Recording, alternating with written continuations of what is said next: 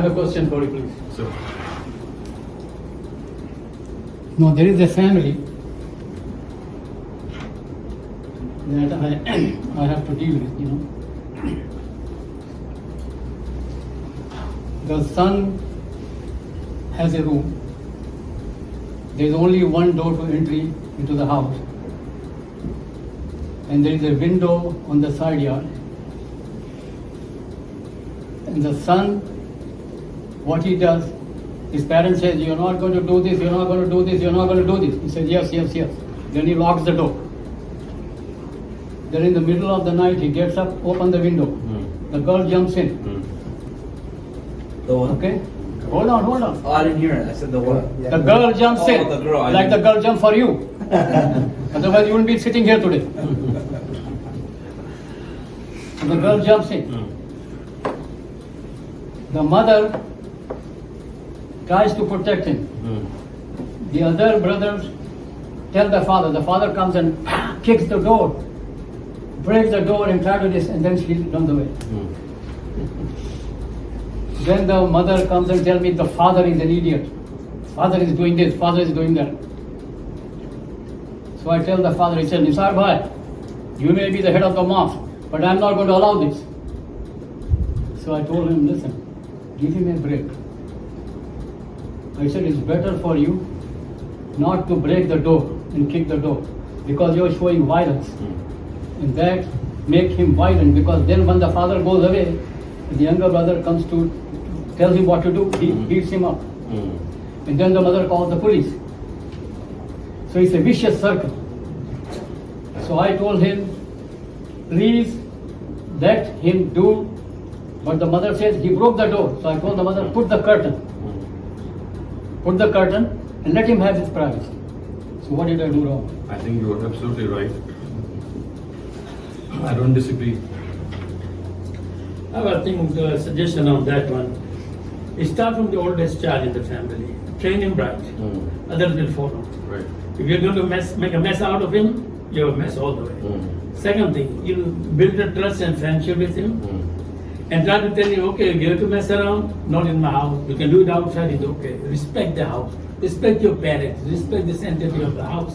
Make them feel like it's privacy. Parents have privacy too. Right. You cannot just tell the girlfriend, open the door and do it. I think you have made a very important point, and that gives me that suggestion as well, that the best way to perhaps rear your children is to become a role model yourself.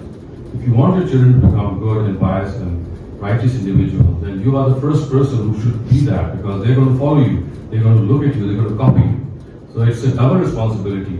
And one more thing that I'd like to point out here is that I think parenting is something that must be taught at high school level, maybe, or at college level, because you see, inevitably, things go wrong. And when things have gone far more wrong and there's a point of no return, do the children or the parents realize the mess or the harm they have caused? So I am all for the fact that in high school or maybe in university or college, parenting should be taught as a subject, a very, very important subject, not only parenting, but at the same time maybe spouse guidance as well, because that is part of parenting as well. So how to deal with the spouse, how to deal with your spouse, how to bring up good children, and how to be good children yourself. So this is something that we have neglected and we have left it to our own experience. And I think that there should be specialized courses, if not already. Can I say something? Yeah. As a behavioral psychologist, one thing I learned is that we're a direct implication of our environment, and also most children, they go to school, they have other forms of influence beside their parents. It could be social media, it can be the phone, right. It can be school, because we're in America, right? America gives us there's a lot of fitna in America. So, I mean, when you go to a high school, let's say as a Muslim, I was the only Muslim in my high school, right? So we see that, okay, it's normal for a 16-year-old to be with, to do this, and then Islam it teaches us not to. Now, I mean, I agree with what you're saying, where you don't want to go to the extreme, but where's the drawback of allowing your son to do such fitna that's against the word of Allah subhanahu wa ta'ala, to allow women in the household? I mean, the breaking of the door, maybe that's a little extreme, but there has to be some form of balance, sanity. of that. I don't know. Well, I personally think, you see, the best way is to educate children. Using force, especially when they are grown up, it's just going to satisfy our own ego. It's Yeah. not going to set right the affairs. I mean, you can express your severe anger, you can pick the door, you can put a curtain, or maybe you can impose an embargo on the entry. But what if the same girl is going to meet him at some other place? It's so easy. It's not always your own house which is available for these things. You can easily do it at someplace else. So I think that instead of looking at the branches, we have to deal the problem at the roots. And the roots are that when they were growing up, where were we? So more often than not, parents were not available, or not available always, and there are exceptions. They are not always available for the moral upbringing of their children when the time is there. So therefore, if you lose that time and then you see your child deviating to a certain extent, you've lost it. This is not the right time. You should have woken up when the child was growing, and did you play your role or not? So if you did play your role and still the child was deviant, because this is also a scenario that can happen, then at least you did your part of the work. And then let whatever he's going to do, let him do that. Of course, you should be in a position to counsel him, to present your own example. But if he is hell-bent on doing something evil, But like the brother said, we're respecting the household for you see what you're pay doing the is bills. what you're you're the doing authority of is that house, and that you see, person's breaking again, that this is authority. something in which two people could differ in strategy. Yeah. I think that if you turn your child out of the house, maybe for other reason, because you could say that, okay, if you're turning someone else out, my girlfriend out, I'm going to go away from the house. So you might end up losing your own child from your house. So what's the thing that you actually gain? I tell you what you gain. Then you gain for other kids, they're not going to do what you did. And then- they are going to follow and you. for And example, they'll do all the wrong thing, you are see, messed. what I'm telling you is Yeah. if that child is going to do something while going out of the house, he's going to do it, out of the house as well. And as far as the rest of the children are concerned, they have an equal choice. You find the same amount of children, or the same children, if they are brought up in the right way, and they are given the choice, in spite of so many evil attractions, they remain on the right path. So you see, what you're doing is you are letting people do according to what they think is right, and not imposing yourself. And I personally think that this is just a way in expressing your own emotions and anger. You're going to turn your child out, you're going to lose him for the rest of his life, and instead of contributing maybe a 10% or 20% in his life, you're going to end up as a failed father, or a father who's not there for your child. So that is a choice that every father has got to make. I personally would not. You know, on the earlier subject, teaching parenting as a subject in institutions, Right. in schools, university level, there's a big conflict here. And the conflict is, first of all, if the child is of legal age, consent, there's a consent. He can do whatever he wants. And the parents cannot tell him anything about that. Right. And then the other thing is that what they teach in schools is independence, freedom. You know, they don't tell them that you have to obey your parents. You know, so it depends on what institution you're talking about. You're talking about an Islamic institution, or you're talking about general. Yes, I'm talking about community institutions, like for example your community. If that community realizes that we have an obligation to owe to our children, so they can do these courses at a personal level. I'm not talking about, at the school level, because they have a different concept of schooling. So I'm talking about people who are like-minded, who think that this is something that we can teach our children, and it could be on a personal way. For example, there's a lot of homeschooling through which you can do that, or it could be through institutionalized schooling, in which parents, they pool their resources and they're able to teach their children by themselves. So. See, I have another question on parenting. Sometimes you make it hard for a kid not to do bad things, and it helps. If you make it easy, you do whatever you want, bring a girlfriend, okay, no problem, blah, blah. No, it makes it worse. But when he knows that I cannot take my girl at home, he knows he respects you, and he understands. So you saving a lot of the health.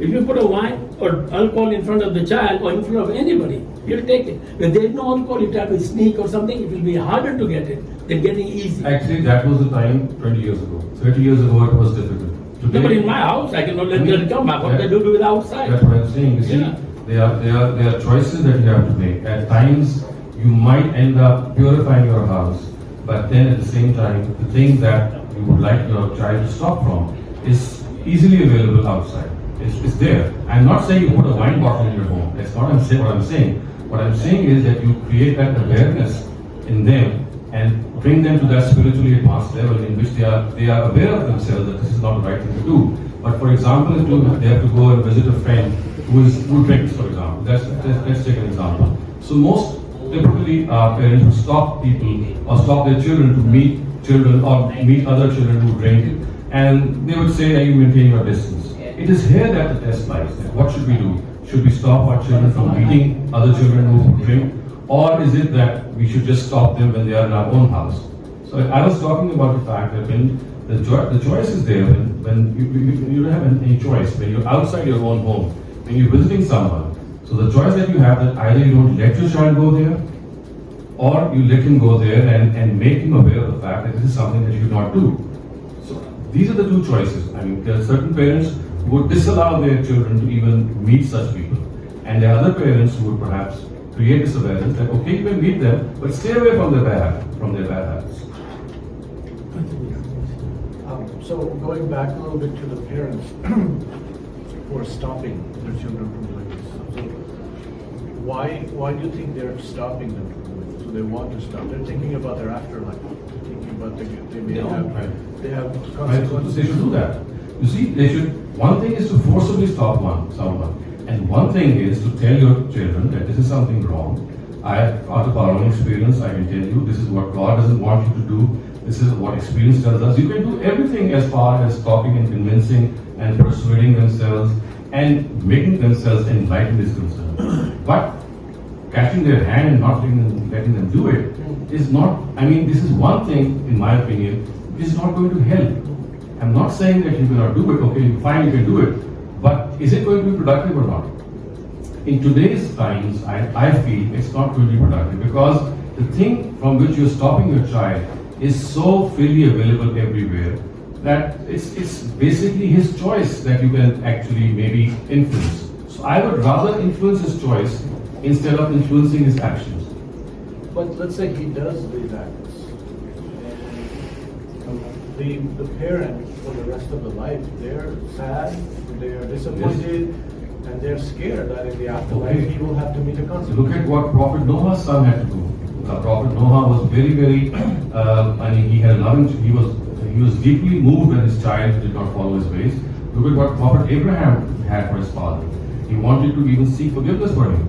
But you see, there are certain destinies which have. I mean, when I say destiny, I don't mean that they have been carved out. What I'm saying is there are certain things that are bound to happen, in spite of your all good wishes. In spite of the good wish of Prophet Abraham, he could not change his father, even he wanted to pray for him. In spite of the good wishes of Prophet Noah, he couldn't stop the deluge or the flood from drowning his son. He was the son of a prophet. So see, what we can do is we try our best. We use our best experience.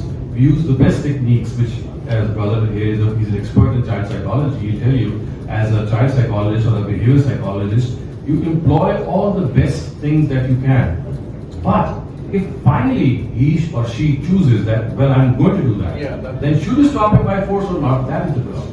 I do agree with you on 100%. Is that we implement teaching them the wisdom, whatever. To give you a story, there's a female. I was part of Muslim Student Association at university, and this girl was a hijab. She wore a hijab, but when university she took it off. So I once randomly seen her with her mother, and she had the hijab, and I was shocked. I'm like, it's weird. At school she doesn't wear the hijab. So once I went up to her, we were in a meeting. I said, of course, aside, I would not put her out on the spot. I said, why don't you wear the hijab? Why do you wear the hijab in the household with your parents, but not with that? Because this is hypocritical. Watch out for it, because the most important thing in Islam is niyyah, intention. If your intention isn't pure, then the actual deed is actually pushed away. So I do agree upon the wisdom, but I think when there comes certain actions of extremity of bringing women, like a woman, a haram, and this type of stuff, I think there's, like you know this as a doctor, there's certain situations for certain things. You cannot box every situation in the same way. Yeah, I think for this hijab, you got to teach the women the importance of modesty, the importance of respecting yourself, and how Islam respects women and self-worth, right? And then something with a man bringing a woman in the house is, to me, I honestly think the father has the right to rip the door because that's his household. Now to beat him up and fight him, no, because this is his household. You have to respect the household you're in. So in every situation, that's different. fine. I don't agree with what he did, Yeah. but I agree that he has the right to do. So you see, there is one thing to have a right, and there is another thing that whether you have the right or not, what should you actually do? Yeah. Because if you, still have the right and you do it, look at the end result. Is it that you'll be able to stop that person or your boy from ultimately indulging in that act? Because see, my purpose is to make him a pure individual, to make him realize. So any use of force, even if I'm entitled to that, let's say I'm entitled to it, is going to create a big barrier in his mind to come back to religion or to come back to God. That's how I view. I can be wrong. I think psychologically, whenever you force someone, stop someone by force, unless of course it's a crime or a sin, which for which we are punishable, as long as the person is doing something bad and we are in a position to somehow change him, I think we should go to the last extent in trying to reform him instead of satisfying our own ego and throwing the child out. But in my household, I got 6 kids, 9 grandkids. The situation is there's no woman in the house. The older one, no. The next one follow. The third one, they all follow now. If I didn't make this situation, I'll be begging all over my house. What I'm saying is that you don't know your children maybe. You don't know what they do outside your house. No, I see that's the problem. It's okay. I don't know what the husband do outside his house. So that's what I'm saying. So that's different. We're not talking about that. We're talking about our house. See, I'm not challenging your right. No. I'm saying that maybe you have the right to do that. But your and my purpose is the same. You would not like this to happen. We are on the same page. Right. So you see, we are basically on the same page. We would not like our children to go astray. We would like them to be righteous individuals. Now, how should we go about doing that? So my submission is that when you use force, when you use harsh language, when you use anything which is, counterproductive to your own objective, it sort of puts a barrier in the mind of the child and he becomes more reactionary. He becomes even more stronger in whatever he's doing wrong. So it's like a psychological dealing that we need to do. Yeah, but both extremes are bad. You cannot Of be course, too lenient of and let course. them do whatever you We want. have to be- So we have you to can be- balance it. yeah, That's that's absolutely correct. That's what I'm talking Right. about. You give them a Right. choice, okay. When you come in and they'll tell them, I adopted 2 of them. They were 12 months and 18 months. Now they're 23, 24 years old. They do anything, hey, daddy don't like it. Then don't do it, we didn't do it. So see, actually a picture, and then I tell my older kids to talk to him because you born here, they born here, you know how it takes. We are back on thinking. Right. We are type of guy, मैं चुप करो एक चांटे मारूंगा जितना बार है उतना अंदर चला जाएगा. It doesn't work. Your kid said, why you? It's true. अब टीवी आप देख रहे हैं बच्चों को मना कर दो why you and he's 100% right. You doing it why critically. So you have to learn a lot of things in this, and you have to guide the kid. You cannot just say okay you're doing it, let it go. No, you have to let him know daddy don't like it or mother don't like this thing. You have to have a certain point to understand. What I'm commenting about Subhaj what he's saying. जैसा मैंने बताया ना आपको family के बारे में. So what happened is because the minor were in the house, they called the police. Then they sent child management agency and they want to take the children away. Now the matter is in the court. Yeah. You see what I'm saying? So what has happened? Now the police is coming and checking. The husband ran away from the house. So what is happening is when you take a very strict position, unfortunately, this is the situation. The children are now under They are more empowered. under the Legal custody. under the legal custody. They are protected by law, actually. And they don't understand. I think you had a question. Huh? No, I just had a comment. I think this is really like man, this really touches home. Like you have no idea, and I just think it's like this is powerful stuff. Like just this dialogue. I'm here just to film you, but and talk to you later. But I have a friend of mine in this same exact situation that we are, and we just. In a nutshell, when I was studying Islam, like maybe 10 years ago, he was the guy one of the guys that introduced me to Islam, and I started studying. And he was a teacher at a school, at an Islamic school in Southern California. And that person today is atheist, and he was a teacher, And one of the things that you know, he was a little bit of a haram police guy. He started going a little too extreme for most of our friends and stuff like that. One of the things that started this little thing was he fell in love with a girl, wanted to bring her to the house, and she lived in another state. The parent wouldn't allow it because, you know, this is haram, this and that. From that little thing, argument progressed. He said, what if she just stays in a room, like, you know, she doesn't live in this state, so what if she just visits us for a couple of days and stays? I don't want her staying in a hotel. Argument. Before he knows it, 7 years hadn't talked to his mom over this one, and every 3 months I'd be like, dude, you got to talk to your mom. You only have one mom. But they completely stopped talking to Can I him. ask how old was he? He was at the time 22 years old. I guess his faith wasn't strong enough. Whatever you want to call it, man. I mean, whether the faith is strong or not, the end Allah result knows is best. that the mother lost the son and the son He lost the becomes an mother. atheist for that. I mean, I don't know. No. I'm not saying he became atheist because of that, but it felt like that was the beginning of the, you know, Of the break of the relationship which broke off actually. I mean, at the end of the day, the mother lost a child and the child lost a mother. So that is what precisely I'm talking about. You see, when you deal with the child, whether you have the right or not, in such a strict and harsh way, either be prepared to accept this end result that you'll end up losing your child forever, or be in a position to affectionately, sympathetically have those emotions from him, even if he's doing something wrong. Work with them. I just think it was handled so emotionally Yeah. from both parties that if they had probably got a counselor, someone in the middle to say, hey, let's meet halfway, how can we discuss this? And I don't know if that's why the brother became atheist. I don't know, but all I know is this seemed like it was a position of the first step of him going a different direction, and his mom being such a close, single mom, you know, being such a close unit with him, that breaking off. But alhamdulillah, they just hung out like not that long ago, and I kind of made it happen. That's a happy ending. Yeah, it's a happy. Now they're at least having dialogue, but still, 6-7 years to lose a relationship with your mom. I mean, it's crazy, this stuff. But yeah, so I don't want to say he became. That's not why I said it, but it did No, feel- what I meant is because you said he was really religious and he brought you to Islam. He was a that, teacher. That one conflict was able to. And I'm not gonna say that one conflict. Allahu Alam. Yeah. God forgive me, but Yeah. like I mean, like you know, to go from one extreme as a Muslim, you know, and then go to not believing in Maybe we Almighty don't know. Lord. I mean, it could have happened. Many things could have happened. This is something which is apparent to us. Long 30 year time. There could be a number of reasons, I would say. Okay.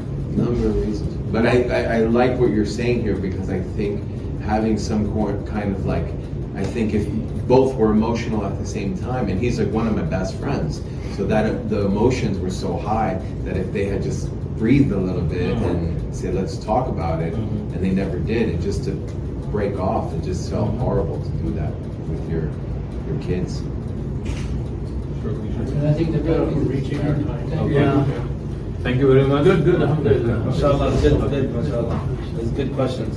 Thank you very much for coming. I really appreciate this time and your cooperation. May Allah bless him and may Allah bless us and our future generation. Inshallah. Inshallah. Thank you.